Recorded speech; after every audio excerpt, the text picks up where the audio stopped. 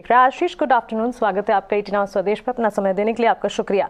देखिए, global market से तो अब भी कमजोर सेंटिमेंट है। कई सारे फैक्टर्स हैं जो कि वहां पर चैलेंजिंग एनवायरनमेंट क्रिएट कर रहे हैं, लेकिन भारतीय बाजार के लिए आशीष किस तरह के सेंटिमेंट्स डेवलप हो रहे हैं? क्या आपको लगता है कि 2023 की शुरुआत से लेकर अब तक इमर्जिंग मार्केट्स के मुकाबले भारतीय बाजार ने अब तक अंडर परफॉर्म किया है, लेकिन अब सिचुएशन जो है बढ़ती दिखेगी? On a long term play भारतीय बाजार में ग्रोथ ट्रैजेक्टरी जो है वो इंटैक्ट रहेगी? देखिए, मैं नहीं मानता कि हमने अंडर परफॉर्म किया है। अब आप अगर इस साल का देख रहे हैं, depend on which period you are taking. अगर आप पूरा देखें पीरियड, लास्ट 1 साल का, 2 साल का, 3 साल का, तो we have been one of the better performing markets. Last year in fact हम बहुत कम टूटे थे, जब पूरी दुनिया में 20 से 30% तक का फॉल नॉर्मल आया था सब मार्केट्स में। हमारा we got away with a very normal 4-5% cut. तो उससे थोड़ा सा कैच अप आप कह सकते हैं हो रहा है, but we are not under performing by any such of imagination. दूसरा, वैल्यूएशन वाइज जो एक थोड़ा सा हमेशा लग रहा था 17,500 से ऊपर की, थोड़ा वैल्यूएशन शायद थोड़ा आगे है, थोड़ा हाई है। अब ये रिसेंट फॉल के बाद अराउंड 17,000 16,800 पे you are very fairly valued. I can say that कि भी ये जो लॉन्ग टर्म एवरेजेस है वहीं पे हमारा बाजार है अब। और जिस तरह की हमारी थोड़ी ग्रोथ ट्रेजेक्ट्री बेटर है, तो रिलेटिवली आप ये भी कह सकते हैं कि थोड़ा अंडर वैल्यूड की तरफ जा रहे हैं हम। जैसे जैसे हम 2024 की तरफ जा रहे हैं, तो अंडर वैल्यूएशन का भी एक केस बन सकता है, क्योंकि अर्निंग्स का मोमेंटम अगर आप कंसिडर करें तो अनदर 6 मंथ्स में फॉरवर्ड अर्निंग्स के एवरेज से हम नीचे आ जाएंगे, लॉन्ग टर्म एवरेज से। तो उस तरह से मार्केट काफी सेफ है, आई can say that, for investing. तो ओनली थिंग इज सेंटिमेंट। अब सेंटिमेंट बहुत सारी चीजों से खराब हो रहा है। वॉर का सिनेरियो है, इन्फ्लेशन का जो सिनेरियो है, ग्लोबल स्लोडाउन का सिनेरियो है, ताइवान की टेंशन है, बहुत सारी चीजें हैं जो कि ज्यादातर इंडिया से बाहर हैं। तो इसलिए सेंटिमेंट का कहना बहुत मुश्किल है कब जाके रिवर्स होगा, but very good market to start buying. और अच्छी बात ये भी है कि यहाँ पे we have a very wide range of sectors, so there are some many sectors where यहाँ पे सिर्फ डोमेस्टिक का ही इम्पैक्ट आता है।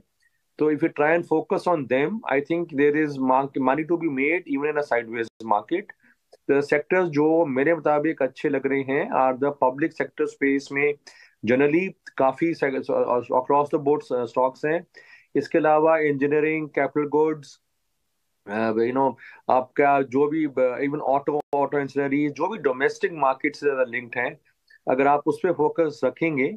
और जैसे मैंने बताया, पीएसयू स्पेस में भी बहुत स्टॉक्स हैं, चाहे बैंक्स हो, पीएसयू बैंक्स हो, या बाकी के स्टॉक्स हो, पावर में आरईसी, ऑयल में, ऑयल एंड गैस में गेल।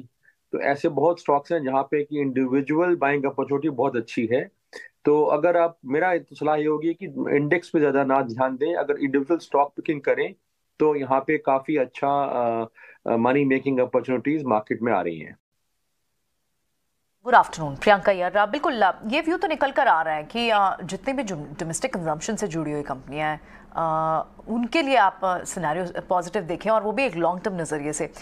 सो ऐसे में वैल्यूएशन का कंफर्ट भी अगर इसी स्पेस में ढूंढना हो तो आपको कहाँ आता है? आपने ब्रॉडली तो ये बात बोली, लेकिन अगर इसमें सब थीम्स देखनी हो, सब सेक्टर्स देखने हो, तो कौन से हो सकते हैं?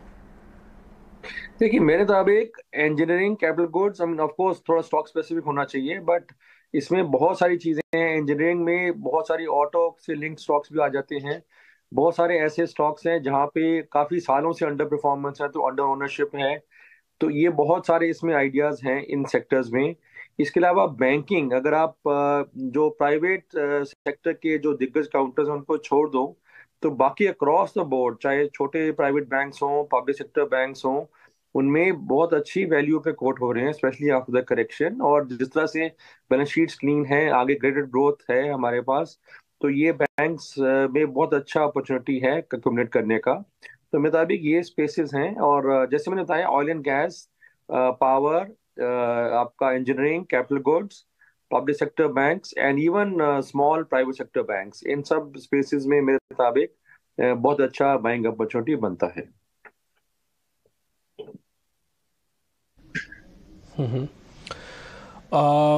एक चीज़ सर आपसे और पता करनी थी, क्या अडानी ग्रुप के शेयर्स आपको भी अट्रैक्टिव लगते हैं सर? अभी भी आप छोड़ना चाहेंगे?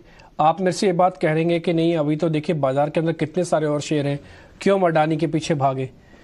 तो आप अडानी के स्टॉक्स अभी वैल्यू कैसे देखते हैं आप उसको? देखो ऐसा है, उसमें दो तरह से आप कर सकते हो। वैल्यू हमेशा ही हाई रही है अडानी के स्टॉक्स की, बट करेक्शन भी काफी सिवियर आई। एक तरह से एक व्यू ये भी हो सकता है कि करेक्शन आ गई और जो एक तरह से जो ज्यादा फ्रॉड थी, फेस थी स्टॉक्स में, वो निकल गई। आगे चलकर क्लैरिटी, ये भी दो रिस्क हैं इसमें। एक तो वैल्यूएशन अभी भी हाई है, दूसरा जो भी प्रोब हो रहे हैं और होंगे उसमें क्या निकल के आएगा किसी को नहीं पता। सो अगर तो आप नॉर्मल कंजर्वेटिव इन्वेस्टर हैं तो मेरी सलाह यही रहेगी कि अभी भी आप इन स्टॉक से दूर रहें। अगर आप सुलझे हुए खिलाड़ी हैं, आपका काफी अच्छा पोर्टफोलियो है, आप थोड़ा बहुत रिस्क लेना चाहते हैं, तो मैं समझूंगा कि आप अडानी एंटरप्राइजेज में एक रिस्क ले सकते हैं, क्योंकि अगर सब कुछ ठीक ठाक निकला तो यहाँ से ये स्टॉक वापस अपने जो बफानी ऊंचाई तक छू सकता है। पर again I reiterate, only for the risk taking investors, not for a normal investor, only for investors who are in the market for long, understand risk and are ready to take, अपने छोटे से portfolio के छोटे से हिस्से का में risk लेना चाहते हैं, हाई रिस्क हाई रिटर्न, तो अडानी एंटरप्राइजेज में रिस्क ले सकते हैं। फॉर कंजर्वेटिव इन्वेस्टर भी ऑप्शंस हैं मेरे मुताबिक। Ambuja cement, part of the Adani group, correction काफी अच्छी आ गई है। ACC and Ambuja both are looking very good on a valuation basis, और उनमें से भी अगर एक चुनना हो तो एसीसी में आप खरीदारी कर सकते हैं। अगर आपको अडानी ग्रुप के ही कोई एक शेयर लेना है तो first choice would be ACC, second would be Ambuja cement. तो इन दोनों में आप खरीदारी कर सकते हैं। अदरवाइज अगर जैसे मैंने बताया कि अगर अडानी के जो मेन वाले शेयर्स हैं उनमें से किस में लेना है, तो Adani Enterprises being the holding company, but that is only for investors who understand risk and are ready and are comfortable with that. क्या है, तो छोटी सी पोजीशन इसमें अडानी एंटरप्राइजेज में ली जा सकती है। आशीष, मिड कैप स्मॉल कैप पर आपका नजरिया हम जानना चाहेंगे, क्योंकि आपके पसंदीदा सेक्टर्स तो हमने जाने, engineering, capital goods, of course PSU, bank space है, साथ ही पावर ऑयल, क्योंकि यहाँ पर ग्रोथ जो है वो इंटैक्ट है पिछले क्वार्टर्स लेकर अब क्वार्टर्स, आने वाले क्वार्टर्स के लिए भी। अगर कमेंट्री की बात करें मैनेजमेंट की तरफ से, सारे के सारे सेक्टर्स है जिन्होंने कुछ हद तक परफॉर्म किया है। लेकिन सेक्टर स्पेसिफिक राय के साथ साथ क्या मिड कैप स्मॉल कैप पर आपका भरोसा है, या फिर इन सेक्टर से जुड़े हैवीवेट स्टॉक्स ही हैं जिस पर नजर रखनी है? देखो, एक जनरल सेंस है कि अगर जब मार्केट करेक्ट करे तो लार्ज कैप में पहले खरीदारी करनी चाहिए, क्योंकि जब भी मार्केट का रिवर्सल होगा यूजुअली लार्ज कैप्स में पहले आता है। तो लार्ज कैप में आपको जल्दी फायदा मिलेगा और उसको ही आप फिर प्रॉफिट बुक करके मिड कैप्स में कंसिडर कर सकते हैं। बट ऐसा नहीं है कि हमेशा यही रूल चलेगा, और अगर आपको लॉन्ग टर्म इन्वेस्टिंग के लिहाज से देखना है तो ऐसी कई स्टॉक्स हैं जो मैं नेम भी कर सकता हूँ। एक ग्रीनवेल नॉर्टन है, काफी अच्छा करेक्ट किया है और मेरे मुताबिक करंट रेट्स में एक बहुत अच्छा अट्रैक्टिव वैल्यू है इसमें, और आप बाइंग कर सकते हैं। अगेन थोड़ा इलिक्विड स्टॉक है, इसमें तभी करें अगर आपके पास काफी लंबी अवधि के लिए पैसे हैं, क्योंकि कब मूवमेंट आएगा ये कहना मुश्किल है, और क्योंकि फ्रंट लाइन नहीं है तो जरूरी नहीं कि मार्केट के साथ ही चलेगा। बट अगर इसमें आप खरीदारी करके रखते हैं कुछ समय के लिए तो आई एम क्वाइट कॉन्फिडेंट आपके अच्छे रिटर्न्स आएंगे। इसके अलावा लिंडे इंडिया है, जो कि गैस पूरी इंडस्ट्री का लीडर है, बहुत वेल एस्टैब्लिश्ड कंपनी है। उसमें आप ऑन फॉल्स में धीरे करके एक्यूमुलेट कर सकते हैं। अगेन वेरी इनलिक्विड, बट अगर आप उसमें खरीदारी करके छोड़ सकते हैं कुछ सालों के लिए तो इसमें भी बहुत अच्छी रिटर्न्स की हम मेरे मुताबिक बहुत अच्छे रिटर्न चांसेस है कि आपको बहुत ही अच्छा कैपिटल क्रिएट होगा इन दोनों स्टॉक्स में। ऑलराइट आशीष, एक व्यू आपसे बैंक्स पे समझना चाहेंगे। अब तक कंसेंसस व्यू बन रहा था, लेकिन अब जो लेटेस्ट अपडेट इनफैक्ट एसबीआई की मैनेजमेंट मीट भी हुई, वहां पर भी जो साइंस मिल रहे हैं कि शायद जो क्रेडिट ग्रोथ है वो थोड़ी मॉडरेट हो सकती है, और अब इस बात पे भी बार बार डिस्कशन होते हैं कि best of the names are behind us. So banks और फाइनेंशियल पे क्या अभी भी एक कंसेंसस व्यू जो बना हुआ था अब तक पहले आपका, अब आप भी पॉजिटिव होंगे इस पर, या फिर आपका your view will differ here?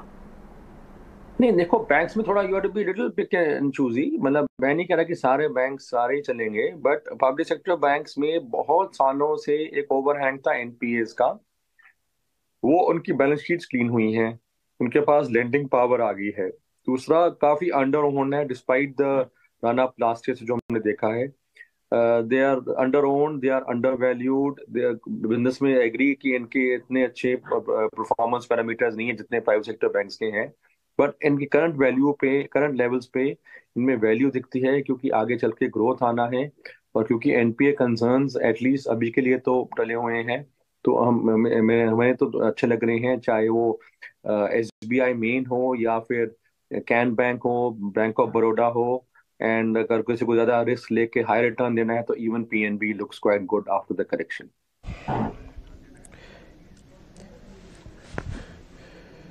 ठीक है आशीष जी, बहुत बहुत शुक्रिया, थैंक यू वेरी मच, आज आपने समय निकाला, अच्छे से आपसे बात हुई।